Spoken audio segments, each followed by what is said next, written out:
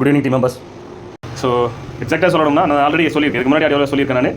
Next மண்டேவில் வந்து compulsory நீங்கள் எல்லாம் பிஸி ஆகிடுங்க, நிறைய வேலைகள் இருக்குது. நம்ம மண்டேவில் வந்து ரெகுலராக நிறைய விஷயங்கள் நடந்துகிட்டே இருக்கும். பிடிச்சிக்கிட்டு ஃபாலோ பண்ணிட்டு ஓடி வந்துட்டு இருக்கிற வந்துட்டே இருக்க வேண்டியது, நம்ம அடுத்தடுத்து போயிட்டே இருக்கிறோம். நிறைய விஷயங்கள் நடக்க போகுது. நெக்ஸ்ட் மண்டேவில் வந்து பிஸி, எவ்ரி ஒன் பிஸி. எஸ்பிஓலுக்கு அத்தனை பேருக்கும் அப்படியே வந்துகிட்டே இருக்கும், இன்ஸ்ட்ரக்ஷன் வந்துகிட்டே இருக்கும், நடந்துகிட்டே இருக்கும், அடுத்தடுத்து போயிட்டே இருக்கும். ரைட், அதனால் கொஞ்சம் நோட்டீஸ் போட இம்மீடியட்டாக ஃபாலோ பண்ண கற்றுங்க. 3 நாளைக்கு முன்னாடி போட்ட ஆடியோ இன்றைக்கி கேட்டுட்டு இன்றைக்கி ஃபாலோ பண்ணுறவங்களாம் ஃபாலோ பண்ணி வரது கஷ்டம். நம்ம ரெஸ்ட் எடுத்தது போதும். சொல்ல மாதிரி ஒரு விஷயத்தை ஃபைண்ட் அவுட் பண்ணியிருக்கோம். நாம் இத்தனை மாதம் இப்படி உட்காந்ததுக்கான காரணம் யார் அப்படிங்கிறத ஃபைண்ட் அவுட் பண்ணியாச்சு. எஸ்பிஓக்கு அகைன்ஸ்டாக ஆர்பிஐக்கு இன்ஃபர்மேஷன் கொடுத்துருக்காங்க. எஸ்பிஓக்கு அகைன்ஸ்டாக ஆர்பிஐ வாண்டடாக வந்து இந்த விஷயங்கள்லாம் அவங்க பண்ணலை. நீங்கள் எப்படி பண்ணக்கூடாது அப்படி பண்ணக்கூடாது சொன்னது, இந்த அப்ரூவல் வாங்க, அதை பண்ணுங்கள் இதை பண்ணுங்கள், ஸோ உங்களுடைய பிஸ்னஸ் கான்செப்ட் சரியில்லை, எல்லாத்தையும் மாற்றுங்க. இந்த மாதிரியான விஷயங்கள்லாம் நம்ம மேலே ஒரு கேஸ் போடுற அளவுக்கு ஒரு விஷயம் நடந்திருக்கு.